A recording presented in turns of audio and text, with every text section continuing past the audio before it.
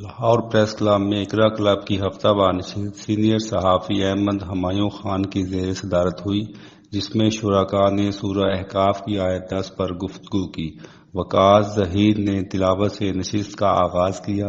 فیصل سلہریہ نے گزشتہ نشست کی کارروائی پیش کی اور زیر موضوع آیت پر تفسیر مکی سے حوالہ اور صحیح بخاری سے حدیث پیش کی، جس کی روشنی میں شرکاء نے اظہار خیال کیا۔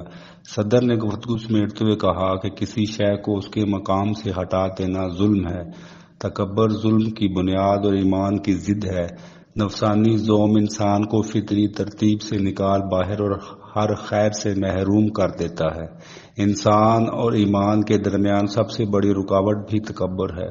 اس رکاوٹ کو عبور کیے بغیر ایمان کی انمول دولت حاصل نہیں ہو سکتی، لہذا ضروری ہے کہ یہ ابلیسی صفت دل میں جڑ نہ پکڑ سکے۔ بعد ازاں ایک متفقہ قرارداد میں کراچی میں قائم خواتین کے دودھ پر مشتمل ملک بینک کو غیر شرعی قرار دیا گیا اور سینٹ کے توجہ دلاؤ نوٹس کی حمایت کی گئی۔